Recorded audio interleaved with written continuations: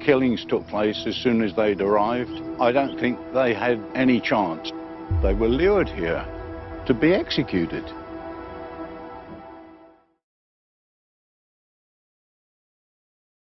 The applicants submit that the Court of Appeal was wrong to state, in February 2006, that cell site evidence provided compelling evidence for Nichols' version of events, as Nichols did not and could not have known about the cell site data when he gave his account to police. The Commission has considered this submission and has discovered no evidence which suggests that Essex Police revealed cell site data to Nichols before he gave his account.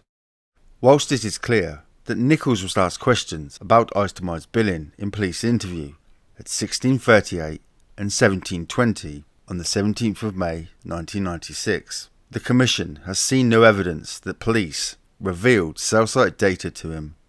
The Crown disclosed at trial that Nichols' interviewing officers had worked from an action pack which was in the form of a call schedule drawn up from itemised billing, but there was no suggestion that this included cell site data. The Commission notes that Nichols was cross-examined at trial about the nature of the telephone data that it was shown in police interview. In making their submission about Nichols' knowledge of cell site data, the applicants seek to rely upon David Bristow's expert report of June and October 2007, where Mr. Bristow points out that Essex Police obtained the relevant cell site data almost 5 months before Nichols was interviewed. The Commission acknowledges that this appears to be correct, but it does not follow from it that the data was shown to Nichols before he gave his account.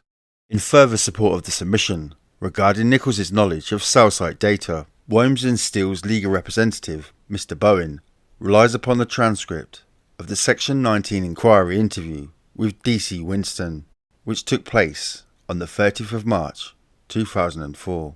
At page 31 of the transcript of the first interview, the following exchange took place.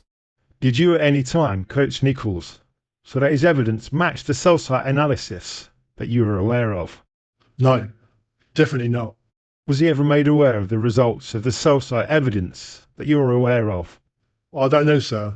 I don't believe I've made him aware. Was the knowledge of the cell site analysis part of your interview then?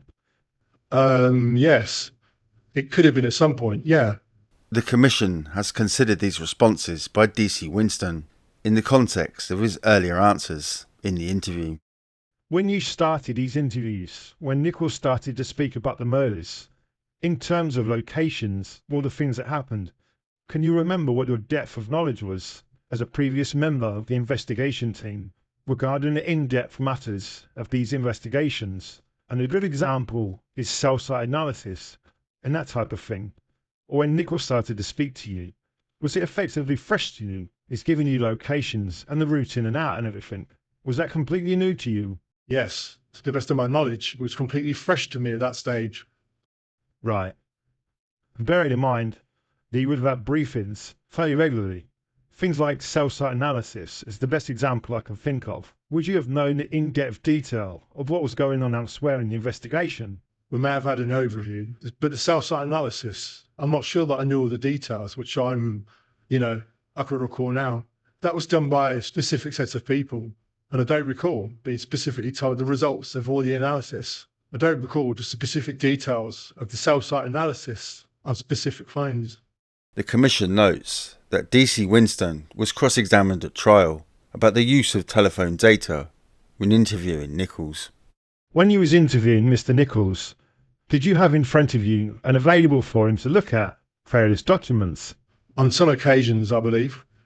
So let me give you some examples. Did you have telephone toll tickets? In other words, the record of calls made between the various people in the case? Yes, sir. You see, were you in fact using document toll tickets to assist Mr. Nichols in getting a cohesive story together? The only reason documents were used was to prove or disprove what Nichols was telling us. The Commission also notes that DC Brown, the police officer who interviewed Nichols alongside DC Winston, was questioned at trial about the telephone data which was used in the Nichols interviews. Although he acknowledged that an action pack was used which contained call data, DC Brown denied that any call data was fed to Nichols before he gave his account of events. The Commission also notes the witness statement given to the Section 19 inquiry by Lee Craddock, dated the 14th of May 2004, a solicitor who represented Nichols during many of his police interviews. At page 5 of the statement, Mr. Craddock stated, "It was only some time later that I became aware that the police were to use cell site analysis to plot the movements of mobile telephones. At the time, I did not know that such analysis was possible, and I am certain, from Darren Nichols' reactions and questions to me, neither did he." Having considered the trial evidence of DC Winston and Brown, the witness statement of Lee Craddock, and the Section 19 interview with DC Winston, the Commission makes the following observations. Both officers have acknowledged that, as the interview process developed, they gained some awareness of inquiries that were being undertaken in relation to telephone data. Both officers have acknowledged that the telephone data formed part of the packs which were used when interviewing Nichols. There is even a suggestion in DC Winston's answer during the Section 19 interview that DC Winston gained knowledge of the cell site analysis and that this knowledge informed some of his questioning of Nichols. However, the Commission has seen no evidence which suggests that either of the interviewing officers revealed cell site data to Nichols before he gave his account on the 14th of May 1996. The Commission notes that the officers specifically denied, both at trial when asked by the Section 19 inquiry, that they had ever coached Mr. Nichols using the cell site data. Mr. Craddock has also expressed the view that Nichols was not aware at the time of his interviews that the police could plot the movements of mobile telephones using cell site data.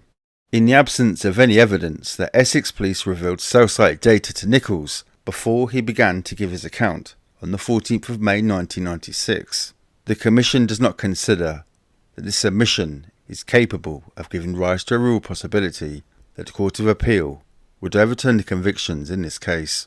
In any event, the Commission notes that DC Brown and DC Winstone gave evidence before the Court of Appeal in 2006 that applicants were in possession of the Section 19 materials prior to the appeal hearing and could have questioned the officers at that stage regarding Nichols' knowledge of the cell site data. In all of the circumstances, the Commission does not consider that this omission can form the basis of a referral to the Court of Appeal.